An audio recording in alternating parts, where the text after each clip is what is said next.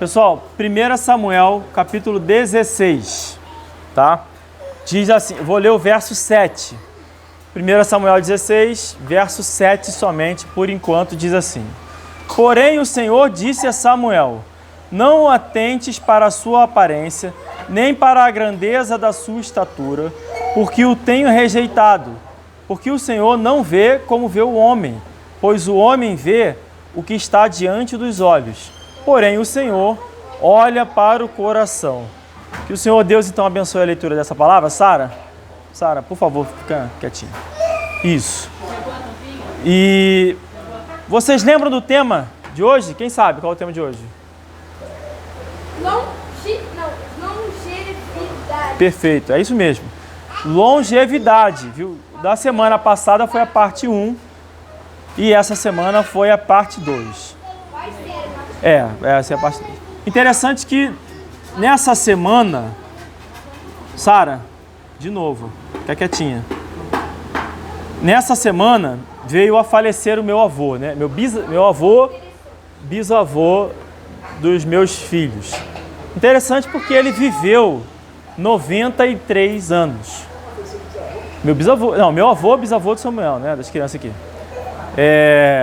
Viveu 93 anos e teve a oportunidade de ver e conviver com 12 bisnetos. Tá bom, né? Bom. E ele, então, fez a primeira parte todinha ali. Meu avô, a parte de hoje eu vou tratar sobre alimentação, bons hábitos, coisas que a gente pode fazer para cuidar da nossa saúde de acordo com a Bíblia. Mas o meu avô nunca se cuidou muito. Ele teve uns 4 infartos, um monte de coisa assim. E viveu 93 anos. Por quê? Porque ele foi um cara que honrou o pai e a mãe dele. Honrou ao ponto dele ter perdido o pai, ainda com 7, 8 anos, se não me engano. E honrou, teve muitos filhos, viveu uma vida totalmente despreocupada com as coisas desse mundo.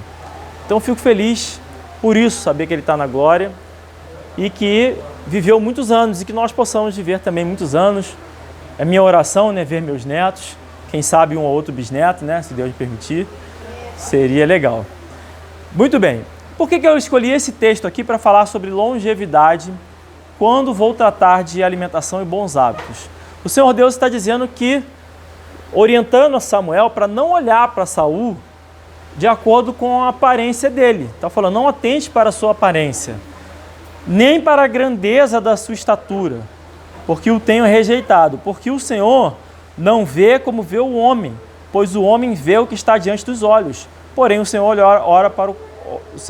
olha para o coração. Ou seja, ele está dizendo o seguinte, a aparência não importa muito. A nossa aparência em geral não importa muito. O que Deus se importa é o nosso coração. Então, quando eu vou falar de alimentação, bons hábitos, vou falar de exercício físico, que a Bíblia fala também, o objetivo não é a nossa estética, isso que eu queria trazer. Não é que nós fiquemos mais belos, bonitos, não é isso. Apesar do que isso vem acompanhado, eu acredito sim, se você está mais saudável, isso vem acompanhado. Mas não deve ser o nosso objetivo, porque não é para isso que o Senhor Deus nos olha. 1 Coríntios capítulo 6, verso 19, vai dizer o seguinte: Ou não sabeis que o vosso corpo é templo do Espírito Santo, que habita em vós, proveniente de Deus, e que não sois de vós mesmos, porque fostes comprado por bom preço. Glorificai, pois, a Deus no vosso corpo e no vosso espírito, os quais pertencem a Deus. Então Deus está dizendo que o nosso corpo é templo do Espírito Santo. E ele vai dizer, nesse contexto que ele está falando aqui, ele está falando para as pessoas, para nós, ficarmos longe do pecado, longe da meretriz, longe da fornicação, evitar de ficar bêbado. São coisas que o texto está falando e vai concluir, porque você sabe que o seu corpo é templo do Espírito Santo.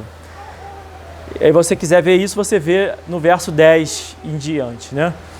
Ou seja, existe uma importância que Deus nos orienta a cuidarmos do nosso corpo. E é por isso que vou tratar sobre isso. Primeira coisa que eu vou tratar, né? Qual é a importância desse tema? Qual a importância do tema de longevidade à luz da alimentação de bons hábitos? É cuidar do nosso templo do Senhor, do templo que o Senhor nos deu, nosso corpo. Não é estética, isso que eu queria deixar bem claro. Que no final, como eu estou falando de longevidade, eu vou falar de procedimentos médicos também, meu entendimento bíblico sobre como a gente deve lidar com isso. Muito bem.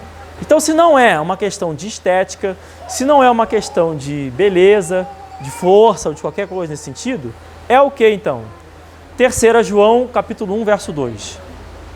Amado, desejo que te vá bem em todas as coisas e que tenhas saúde, assim como bem vai a tua alma. Então, Deus está preocupado que nós tenhamos saúde. A orientação bem clara, eu desejo, a orientação ali de João, né? Eu desejo que vocês tenham saúde. Irmão, vocês acham que eu desejo isso para nós também? Claro, quero que todos nós tenhamos saúde. E é importante, e ter saúde vai nos dar, naturalmente, em condições normais, longevidade. Então eu acredito que é importante que nós cuidemos da nossa saúde, cada um de nós aqui. Nós temos filhos, temos que estar presentes, né, com eles. Eu sempre digo que a morte do meu pai foi muito traumática para mim, mas eu já era adulto, já era casado, já tinha filhos, tive condições de suportar isso com mais facilidade. Então, se puder, claro que a nossa vida está nas mãos do Senhor, Ele pode nos levar a qualquer hora, mas se nós pudermos nos cuidar, poder acompanhar o crescimento dos nossos filhos, nos deixar mais independentes e autônomos possível, porque um dia todos nós vamos partir. O meu avô morreu aos 93, mas ele perdeu o pai dele aos 7. Foi duro para ele. E assim ele viu outras pessoas, amigos falecendo. É o ciclo natural. Todo funeral, todo enterro que a gente vai, nos lembra que a morte é finita, nossa vida é finita, acaba aqui nessa terra. Existe uma outra vida. E é importante a gente ter isso em mente. Então vamos cuidar da nossa saúde e preparar os nossos filhos para o futuro. Beleza, é para isso que nós estamos tratando disso. A palavra saúde aparece na Bíblia 17 vezes. Então não é um tema majoritário na Bíblia, tá? Porque tem temas que aparecem 600 vezes, 300 profecias só sobre Jesus, tem um monte de tema importante. Mas é um tema importante, tem lá 17 vezes a Bíblia fala sobre saúde, cuidar da saúde. Eu não vou abordar todos os temas, todas as vezes que aparece. Mas se a Bíblia dá essa importância, não custa nada dedicar um sermão para a gente tratar disso também. Provérbios 3, verso 5 vai dizer: confia no Senhor. Aí aqui é o principal para nós termos saúde no nosso corpo, tá? Tá aqui, de forma clara. Confia no Senhor de todo o teu coração e não te estribes no teu próprio entendimento. Reconhece-o em todos os teus caminhos e ele endireitará as tuas veredas. Não sejas sábio aos teus próprios olhos, teme ao Senhor e aparta-te do mal. Então, se você tiver todas essas regrinhas, no verso 8 vai dizer: isto será saúde para o teu âmago e medula para os teus ossos. Ou seja, vai fortalecer o seu corpo e os seus ossos, se você cumprir isso aqui. Então, qual é o roteiro básico? Confiar no Senhor, em primeiro lugar, reconhecer a ação de Deus na sua vida, porque nós aqui já experimentamos muitas orações, muitas vezes Deus nos respondeu, então a gente tem que reconhecer isso. Não ser sábio aos seus próprios olhos, bem claro isso no verso 7, literalmente falando isso. Ou seja, a gente fica com o que está escrito. A sabedoria vem do Senhor, não é nossa. Né? A gente recebe a sabedoria através do temor do Senhor e de buscar o Senhor. Então a gente fica com o que está escrito. A gente, na dúvida, fica com aquilo ali. E temer ao Senhor, que o texto diz aqui, que é apartar-se do mal. Dito isso, então essa é a regrinha, né? Confiar no Senhor, reconhecer a ação de Deus, não ser sábio aos seus próprios olhos, temer ao Senhor. Com isso em mente, nós vamos analisar alguns textos mais específicos e práticos do dia a dia, para ver se entendemos melhor alguns hábitos alimentares e atividades que nós podemos fazer para que tenhamos mais saúde. Só um adendo. A saúde nossa nunca vai ser como a dos homens da Bíblia. Nunca vai ser, tá? Não fiquem chateados com isso, não. A Bíblia diz que toda a criação geme, esperando, aguardando a restauração, né? Esqueci o versículo, eu até anotei que depois eu vou lá. Enfim, nós estamos em involução. Ao invés da humanidade, a sociedade, a natureza estar evoluindo, nós estamos no processo contrário. Adão viveu 900 e poucos anos, e outros viveram mais, outros menos, mas foi diminuindo, até que chegou o ponto que a Bíblia diz que vai ficar ali na casa dos 120 no máximo. No máximo. Então, na verdade é que a nossa saúde vem declinando naturalmente. Então, no tempo da Bíblia, no tempo de Jesus, as pessoas andavam a pé, faziam suas coisas, tinham uma rotina mais saudável, naturalmente. Era a cavalo, eram as atividades manuais, físicas, que demandavam mais esforço físico. Nós somos mais sedentários. Até os livros, quando Paulo está preso, ele fala que ele quer os livros dele, era tudo rolo, pergaminho. Então, para você carregar aquilo tudo dava trabalho, é um sempre esforço físico, a vida cotidiana. Mas vamos tratar agora da alimentação. No Velho Testamento, existem muitas proibições de alimentação, mas estas proibições, elas são espirituais, ou seja, elas são no sentido de separação. O povo de Deus era separado do resto do mundo, tinha hábitos diferentes. E uma série de outras coisas. Alimentos que podiam ser comidos na hora do sacrifício, outros que não eram para ser comidos, alimentos que eram para ser ofertado, quem ia comer, da forma como ia comer, na hora do sacrifício, só o sacerdote poderia comer aquilo ali. Tudo isso acabou. Não existe mais. Jesus tornou puro todas as comidas, todos os alimentos, ao dizer que não é o que entra pela boca que condena o homem, mas é sim o que sai. Então, o que você come não vai te condenar, não é pecado mais. Então, todos os alimentos foram purificados por Cristo. Mas Atos 15, 29, mantém duas advertências aí bem claras a respeito da nossa alimentação. Ele vai dizer, olha, ele vai dizer que não pode comer comidas sacrificadas a ídolos, né? Participar, tem uma galinha frita aí que fizeram a macumba, não come, beleza? Tem muita gente que come, acho que não tem problema nenhum, eu não vejo por que comer, tá? Se estiver morrendo de fome, acredito que não teria problema. Muito bem. E outra coisa que sugere é para você não comer comida cozida no sangue. Cozida no sangue. Está lá escrito, da carne sufocada. São as duas únicas advertências contra alimentos específicos no Novo Testamento. O restante está tudo liberado. Atos 15, 29, vamos lá ler? Para a gente saber, ver como está escrito. Atos 15, 29. Que vos abstenhais das coisas sacrificadas. Eu vou ler o 28 primeiro. Na verdade, pareceu bem ao Espírito Santo e a nós não vos impor mais encargo algum, senão estas coisas necessárias. Então não tem mais nenhum encargo a não ser essas duas. Que vos abstenhais das coisas sacrificadas aos ídolos, e do sangue e da carne sufocada, e da fornicação, e das quais coisas bem fazeis se vos guardardes, bem vos vá. Então, existe essa orientação para que nós não comamos coisas sacrificadas a ídolos e nem carne cozida no próprio sangue. Aí pergunta, churrasquinho meio cru, que ele cortou, sai aquele sanguezinho, pode comer ou não pode? Pode ou não pode? Pode ou não pode? Pode. Pode. Sabe por quê? Por quê?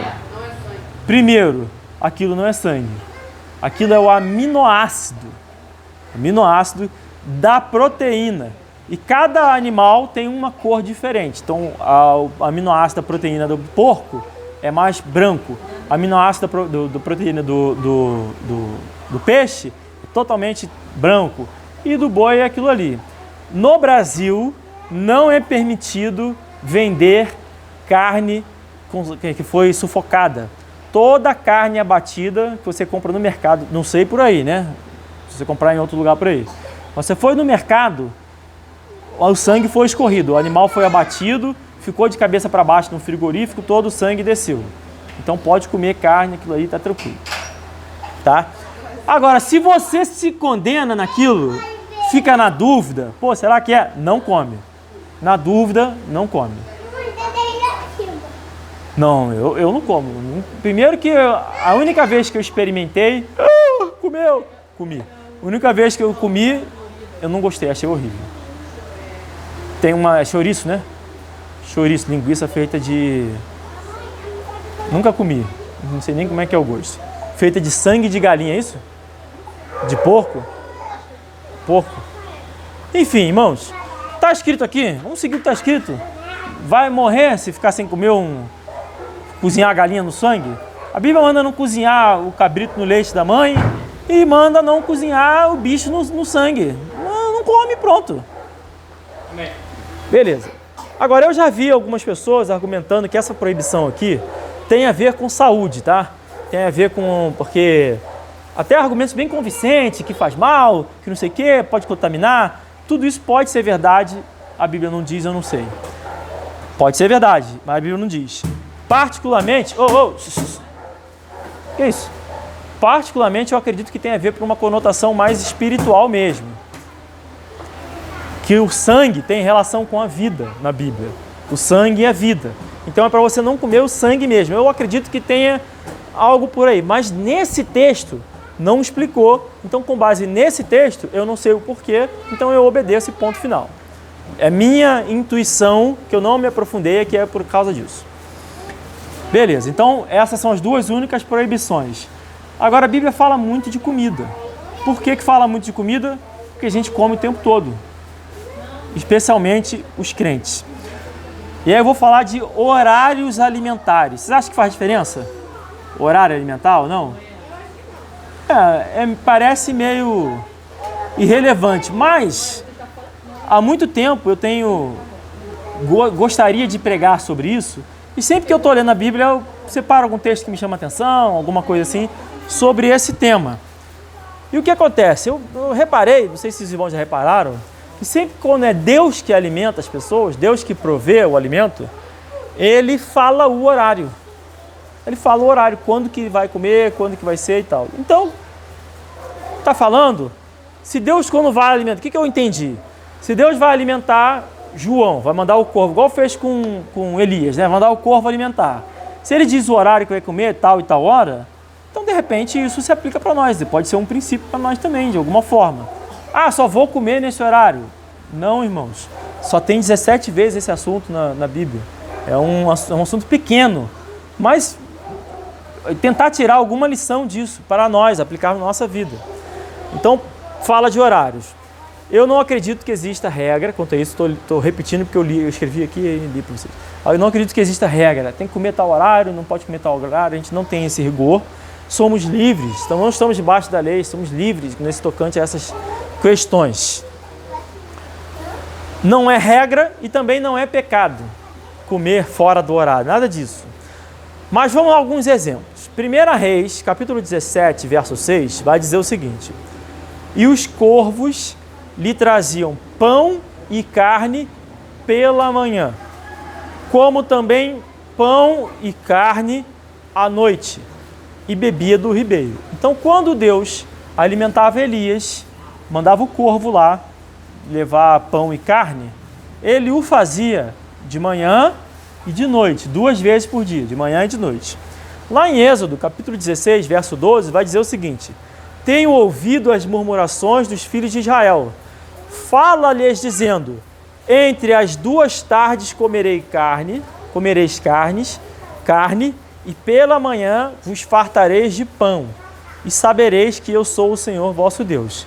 Então aqui, na continuação do texto, vai dizer que Deus enviava as codornas, que era a carne, à tarde, e pela manhã enviava o pão de manhã. Então, de manhã e à tarde, de manhã e à noite. Sempre que Deus alimentou o povo, foi feito isso 2 vezes por dia.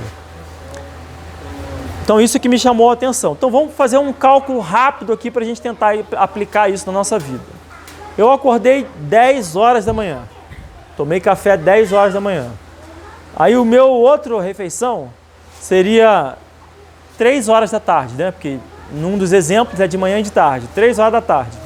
Isso me dá um intervalo máximo entre uma refeição e outra de 19 horas. Ou seja, das 3 horas da tarde até as 10 horas da manhã, 19 horas sem comer. Eu acordei às 10 horas da manhã, tomei o café da manhã e fui comer depois de novo às 8 horas da noite, né? Como foi com Elias, de manhã e de noite. Não diz o horário, estou chutando aqui. Isso me dá um intervalo máximo de 14 horas entre uma refeição e outra. Eu acordei às 7 horas da manhã, tomei um lanche, tomei o café, depois fui comer às 4 horas da tarde. Isso me dá 16 horas de intervalo. Por que eu estou fazendo esses exemplos aqui? Porque se o alimento que Deus dava era sempre de 2 vezes por dia, o menor intervalo possível entre uma refeição é de 12 horas. Ou seja, meio-dia e meia-noite, por exemplo. Qualquer diferença disso vai passar de 12 horas. Então fica uma sugestão. O que isso me ensina? Que durante 40 anos no deserto, 40 anos não, porque teve um período que era maná só, depois que veio esse período, durante algum tempo, o povo praticou o tão famoso jejum intermitente. Não é isso? Comiam no mínimo, no intervalo de 12 em 12 horas. Quanto eles comiam em cada refeição? Muito ou pouco? Até se fartar, disse ali. Se fartarás de pão. Até se fartar, encheu, acabou. Ficou satisfeito? Acabou. Não é até passar mal. Eu tô cheio, mas cabe mais. Aí enfia um docinho, um negócio. Até se fartar, né? Até se satisfazer ali. Agora, avançando ainda mais, irmãos, não é regra, não estou querendo ser legalista. Mas se você puder fazer o jejum intermitente, eu acredito que vai ser beneficiário para a sua vida. Não por causa do jejum intermitente, mas porque Deus alimentou o povo durante anos assim. Por que não poderia nós aplicarmos isso também? Quantas vezes por semana eu faço isso? Sei lá. Além disso, o povo ainda fazia o jejum geral de 24 horas, todo sábado. Então, faça isso também. Inclui na sua rotina alimentar o jejum. Vai cuidar bem da sua saúde também. Muito bem. Agora, aprofundando ainda mais, lembrando que não é regra, é só conhecimento aqui nosso, tá? Cada um faz o que quiser quanto a isso. Eu, particularmente, acho que o café da manhã, o alimento da manhã, que é dito na Bíblia, é, na verdade, ao meio-dia. Acho que o café da manhã é, na verdade, ao meio-dia. Porque lá em Êxodo, diz que o alimento da manhã é o pão. Eles começam pela manhã com pão e depois da tarde. Então, o alimento que eles comem de manhã? Pão. Os seus discípulos, por exemplo, Jesus, quando se encontra com a mulher samaritana, lá no poço, é dito que ele encontrou-se com ela a hora sexta do dia. Isso está lá em João 4,6. A hora sexta do dia.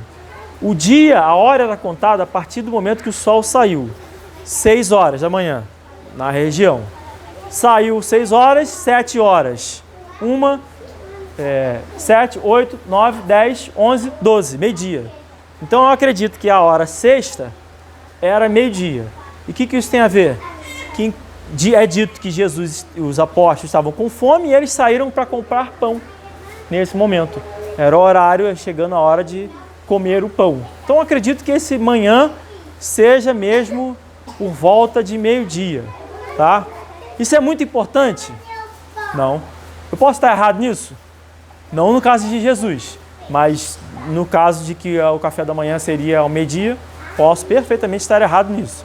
Mas se eu estiver certo, isso significa que eles jantavam à noite, sei lá, antes do entardecer, ficavam sem comer nada de café da manhã, de nada, que é dito hoje que a refeição mais importante é o café da manhã, e só iam comer na hora do almoço de hoje.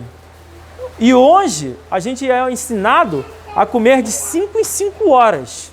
Irmãos, obesidade na Bíblia é um caso raro. Só tem 2 casos que eu me lembro de cabeça aqui. 2 casos, e os 2 meio de forma... Um era vilão, morreu, e o outro num texto que não diz especificamente, né? Fala do pessoa obesa mesmo, gordo. Enfim, hoje é comum, talvez seja por isso, porque a gente come toda hora. E no tempo da Bíblia as pessoas comiam de 2 em 2 horas. Beleza.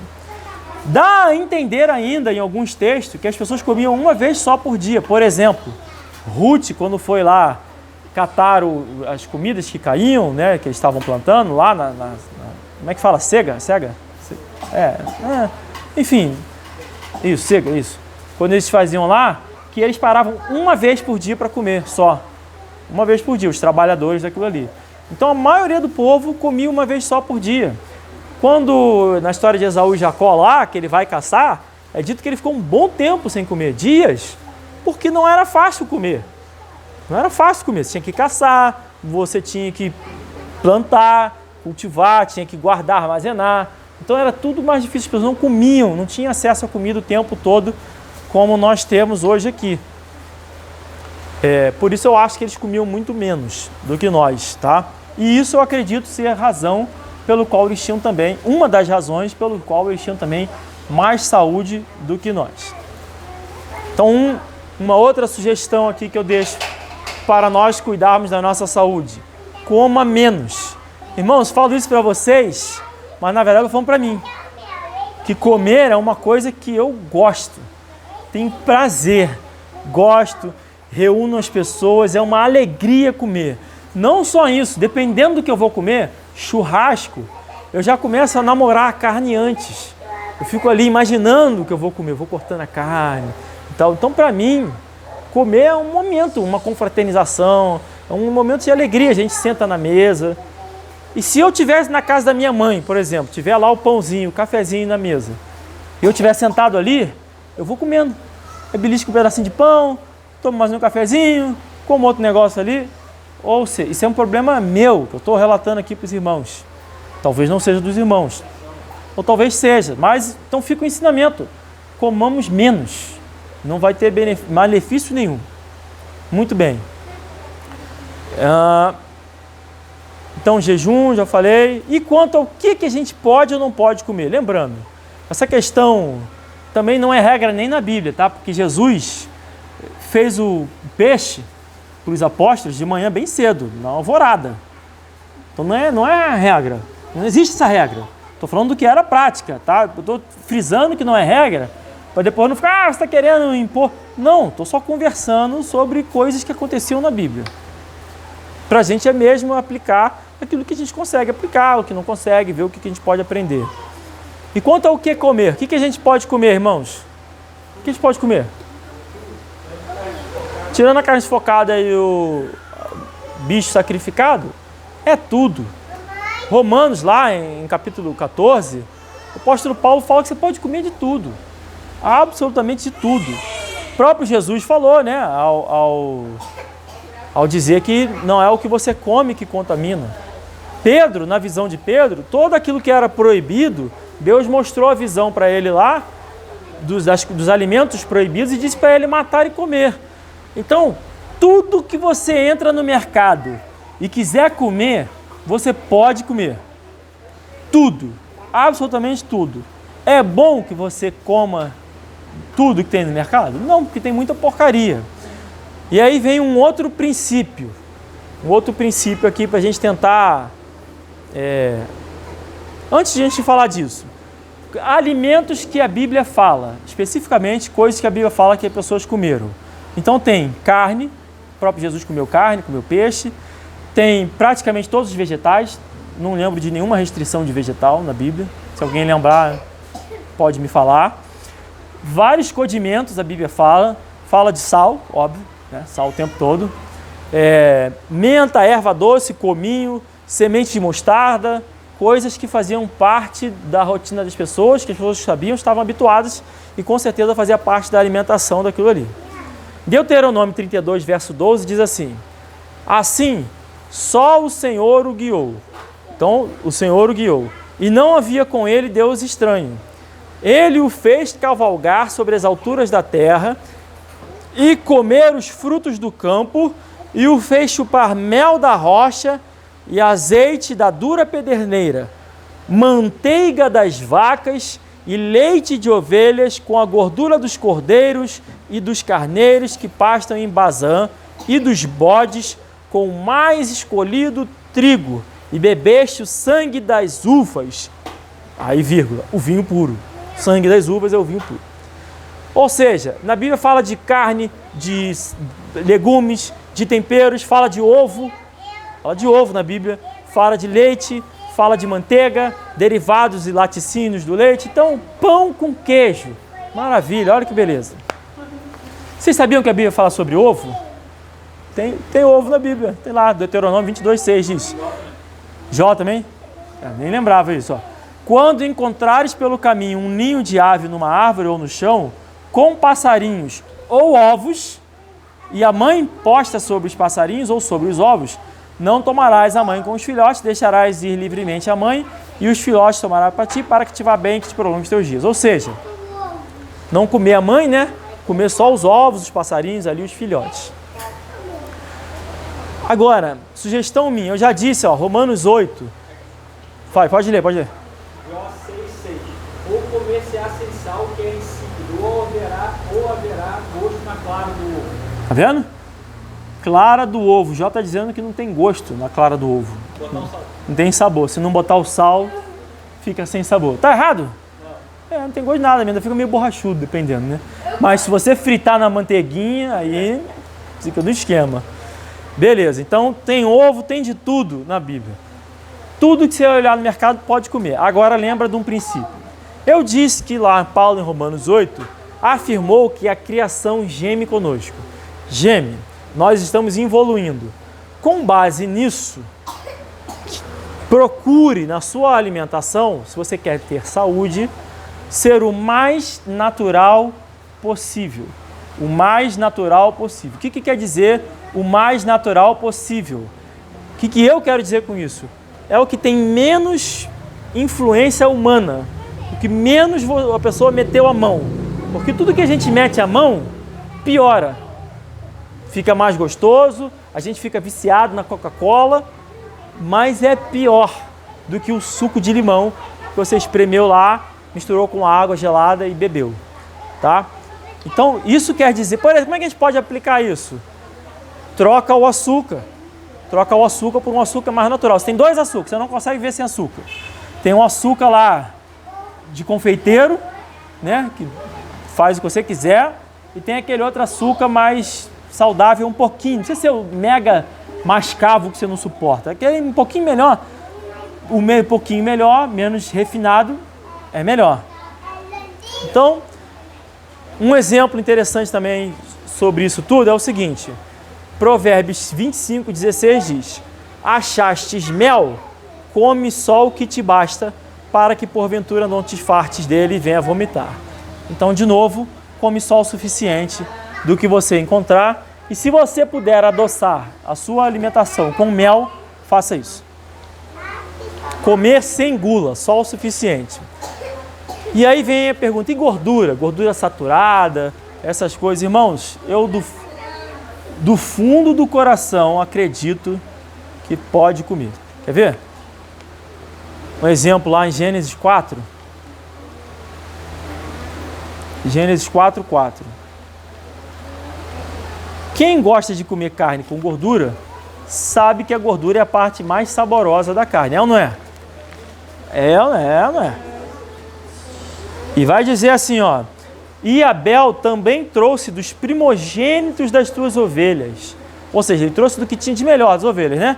Da sua gordura, e atentou o Senhor para Abel e para a sua oferta.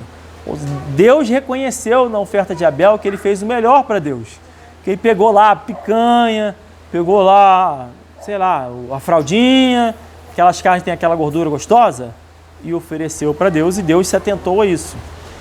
Depois, e é curioso que num dado momento em Êxodo, é dito que é para só os mais nobres, ou seja, só os sacerdotes comerem da gordura quando for feito lá o sacrifício e tal. Mas depois, quando o povo sai no exílio, Deus começa a prometer, olha, vocês vão comer da gordura. Lá em Isaías 25:6, abre aí Neemias, por favor, 8:10. Isaías 25:6 vai dizer, e o Senhor Deus dos exércitos dará neste monte a todos os povos uma festa com animais gordos, uma festa de vinhos velhos, com tutanos gordos e com vinhos velhos bem purificados. Ou seja, Deus está dando aqui, oferecendo para nós um churrascão cheio de animal gordo, com tutano, aquela delícia de comida. Acredito eu, então, portanto, que não há problema nenhum em comer isso. Disse mais, e de comer gorduras e comer grosuras e enviar porções aos que não têm nada preparado para si, porque este dia é consagrado ao nosso Senhor, portanto não vos entristeçais, porque a alegria do Senhor é a vossa força. Então, quando o povo está reconstruindo, né, o templo, isso acontece algumas vezes, né? O templo começa a choradeira, depois quando está construindo a muralha lá, enfim, mas no templo começa a choradeira, aquela confusão, e aí está todo mundo triste, porque eles começaram a ver que eles estavam muito afastados de Deus, olhando a Bíblia, estavam muito longe, muito afastados, e aí o profeta está dizendo, não, hoje é dia de alegria. Quando a gente reconhece os nossos pecados, decide mudar, não é dia de choradeira, de tristeza. O que vocês vão fazer é o seguinte, vocês vão fazer uma festa para celebrar, vão comer churrasco com gordura, com tudo isso aí. Então, irmãos, quando nós estamos festejando, quando nós estamos em igreja, servindo ao Senhor, é uma alegria poder desfrutar de boa comida também. Então coma sem muito peso. Agora, tente ser o mais natural possível. Beleza. Isso se aplica, na minha visão, a tudo. Nós estamos tratando de saúde e longevidade. Então, de alimentação, seja o mais natural. E de remédios. Fiquei doente, preciso tomar um remédio. Será que é falta de fé tomar um remédio, não é melhorar, Deus cura? Bom, eu particularmente acho que nós devemos orar e fazer os tratamentos que temos disponíveis. Por exemplo, 1 Timóteo 5,23 diz: não bebas mais água só, mas usa de um pouco de vinho por causa do teu estômago e das tuas frequentes enfermidades. Então, a orientação aqui, estava com Timóteo, né? Estava com o estômago ruim, estava tendo enfermidade no estômago e está sendo orientado a beber um pouco de vinho, a bebida fermentada, para poder ali combater esse mal. Nós sabemos hoje que bebidas fermentadas fazem bem para a saúde, alimentam a flora intestinal, faz bem. Perfeito, a Bíblia já sabia disso. Eu não sei quem foi que orientou a Paulo, mas ele já sabia muito antes de todo mundo descobrir. E falou isso aqui, olha, coma para sua enfermidade. Hoje tô na moda, né, o kefir. Ih, rapaz, tudo bem? Tudo bem. Tá na moda o kefir, a kombucha, bebidas fermentadas. Sara, deixa ela. Mas ainda assim, eu orientaria aos irmãos a seguirem o mesmo princípio. Qual é o princípio? O mesmo do alimento. Vai fazer um tratamento, faça o tratamento mais conservador possível, com o menor número de intervenção humana possível. Por exemplo, a criança está com febre, meto no antibiótico ou tento primeiro abaixar a febre, fazer ali compressa, mete coisa gelada no sovaco, faz a compressa, faz tudo que tem que fazer primeiro. Não teve jeito, não melhorou, aí beleza, o médico mandou, segue para o antibiótico. Mas isso era o normal, gente. Durante milênios as pessoas tiveram febre e vivia, morria, era assim mesmo. Como é que eles tratavam? Com compressa, com tentar resfriar o corpo e assim sucessivamente. Meus filhos tiveram no início do ano aqui febre, foi uma loucura, todo mundo teve, inclusive eu. E era debaixo do chuveiro, aquilo tudo para evitar dar remédio. Antes de dar remédio, primeiro a gente passou a dar vitamina. A tomar vitamina C, a tomar vitamina D, a tomar... Aí depois não... Então, eles melhoraram, mas eu não. Aí eu acabei depois de uma semana tomando remédio. Mas lutei contra isso. Lutei, fiz o máximo que pude. Acho que isso é a forma mais, assim, menos abusiva. Vou fazer uma cirurgia no joelho ou fazer a fisioterapia por 6 meses. Faz a fisioterapia por 6 meses. O menos invasivo possível. Por quê? Porque a criação toda geme. Então, quanto mais o ser humano se intromete nas coisas, quanto mais as farmácias manipulam coisas, mais efeitos colaterais tem para a nossa saúde. Então, o que nós pudermos tratar com boa alimentação, com vitamina, com coisas mais saudáveis, faça isso. Beleza. Agora é fácil, irmãos, fazer isso? Não. Eu tenho um amigo, ele tem filhos também, né? Ficou doente, febre, antibiótico. Aí fala, mas pô, rapidinho acaba o problema, vou dormir, descanso. Realmente, dá um antibiótico, no dia seguinte não tem mais nada, acabou o problema. Mas você não sabe os efeitos daquilo ali ao longo do tempo. Já, por outro lado, no meu caso aqui, foi uma luta. Achei que fosse todo mundo enlouquecer aqui com a febre de todo mundo aqui em casa. É difícil, dá trabalho, mas não tem nada na vida que não seja trabalhoso. Beleza. E agora é o último ponto, que é exercícios físicos. Irmãos, é importante fazer exercícios físicos? O que vocês acham? Importante? Importantíssimo? Mais ou menos? Não, nada? Muito bem. É importante que nós procuremos ter um corpo saudável e, mais do que saudável, funcional, tá? Um corpo funcional. Por exemplo, Provérbios 31:17, falando sobre a mulher virtuosa, é dito que ela cinge os seus lombos de força e fortalece os seus braços. Está falando que ela vai fazer crossfit e ficar lá com o braço fortão? Óbvio que não. Mas como ela faz muita coisa, ela se preocupa em ter os seus braços mais fortes, o seu lombo mais forte. Para quê? Para cumprir as funções e as obrigações que ela tem ali.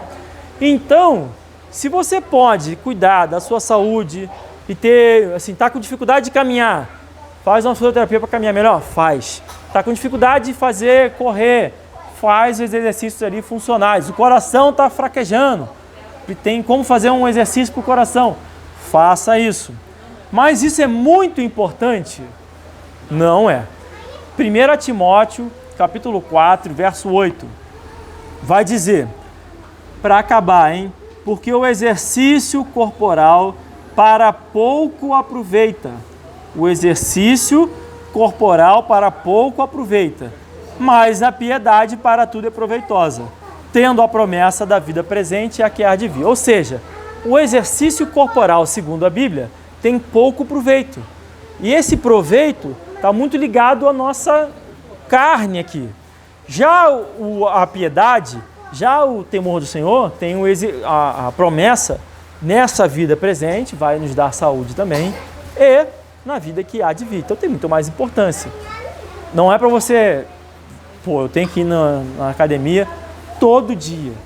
Aí chega no domingo, não posso, porque tem que ser rigoroso ali na academia. As pessoas são rigorosas com tudo, irmãos. A pessoa fica workaholic, não falta um dia de trabalho. O outro se compromete com a esposa, não abre mão de nada. O outro decide fazer academia, leva a risca. O outro vai estudar para o concurso, acorda cedo, vai até tarde. Mas para as coisas de Deus, a gente nunca tem rigor. Sempre deixa para depois. Hoje eu estou muito cansado. Mas para as outras coisas nós nunca estamos cansados. Irmãos, é importante zelar pelas coisas de Deus. Ter o seu compromisso e a sua rotina. O Samuel está estudando música, tá? Estudando piano. Aí o professor viu ele fazendo lá coisa, falou, seus dedos estão fracos. Vou passar uns exercícios para os seus dedos ficarem fortes. Aí ele diz, vai fazer 10 vezes com cada mão. Tá, então 10 vezes no total. Vai repetir ali 5 vezes, 10 vezes. Por quê? Para poder ficar com os dedos mais fortes. Aí no lado espiritual, a gente acha que se fortalece sem fazer a rotina. Mas não acontece. Se não tiver uma rotina de leitura bíblica, sua leitura bíblica vai estar fraca. Se não tiver uma rotina de oração, você não vai nem conseguir orar. A gente vai mandar a lista de oração para as pessoas, ora para fulano, a gente não vai conseguir parar para orar, porque não tem um hábito.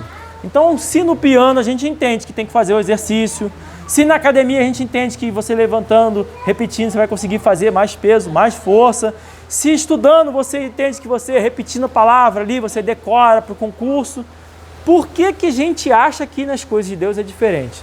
Deus nos criou assim. Tudo a gente aprende por repetição, por uso. Irmãos, repitam, criem uma rotina de vida espiritual. Mas o exercício corporal tem também a sua importância.